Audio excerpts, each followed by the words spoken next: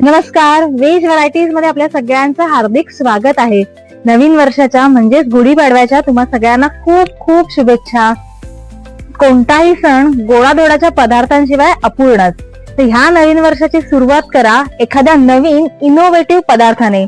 आज आपण करणार आहोत गुलकंद स्टफ रोज लाडू.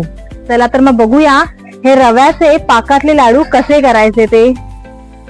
गुलाबाच्या सुगंधाने भरलेले, आतमध्ये गोड गुलकंदाची सरप्राईज फिलिंग असलेले हे लाडू चवीला खूपच खास लागतात.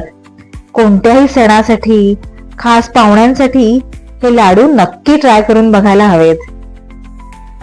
त्यासाठी मी इथे 4 वाट्या बारीक रवा घेतलेला आहे.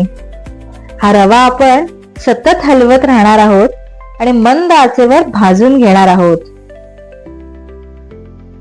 हळूहळू रव्याचा रंग हलका सोनेरी व्हायला लागतो आणि एक सुंदर सुगंध देखील येऊ लागतो. रवा थोडाफार भाजून झाला की आपण त्यात 1.5 वाटी तूप घालून घेणार आहोत. लक्षात ठेवा, रवा निम्मा भाजून घ्या आणि मगच त्यात तूप घालून परत रवा छानपैकी भाजून घ्या. नाहीतर रवा हाताला जड लागतो, भाजताना खूप जड होतो हात. त्यामुळे रवा आधी भाजून घेतला की हलक्या हाताने आपण हे तूप घालून भाजू शकतो. असं छान सोनेरी रंग येईपर्यंत आपण रवा भाजून घेणार आहोत. रवा चांगला भाजला गेला की त्यात आपण ओलं खोबरं घालून घेणार आहोत. मी साधारण 1 वाटी ओलं खोबरं इथे घातलेलं आहे.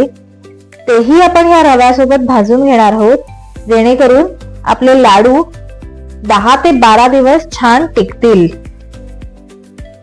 या ओल्या खोबऱ्यामुळे लाडवांना एक वेगळीच चव येते.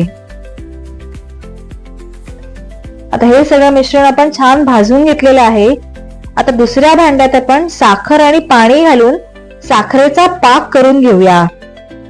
त्यासाठी मी इथे 3 वाट्या साखर घेतलेली आहे आणि 1.5 वाटी पाणी घेतलेलं आहे. पाक शिजत असताना तो देखील सतत हलवत ठेवायचा. आपण इथे 1 तारी पाक करून घेणार आहोत. पाक जास्त घट्ट किंवा जास्त पातळ करू नका. जर का पाक जास्त घट्ट झाला तर आपले लाडू कडकडीत होण्याची शक्यता असते. आपला पाक शिजत आला की आपण त्यात 2 ते 3 चमचे रोज सिरप घालून घेणार आहोत आणि त्याचसोबत वेलची पूड देखील घालणार आहोत. आता परत एकदा हे सगळं मिश्रण छान एकजीव करून घेऊया. आपला 1 तारी पाक तयार झाला की आपण गॅस बंद करणार आहोत आणि ह्या गरमागरम पाकातच हा भाजलेला रवा घालून घेणार आहोत. आता हे मिश्रण एकजीव करून घेणार आहोत. मिश्रण व्यवस्थित हलवून घ्यायचं आहे, छानपैकी ढवळून घ्यायचं आहे आणि रवा त्या मिश्रणात मुरू द्यायचा आहे.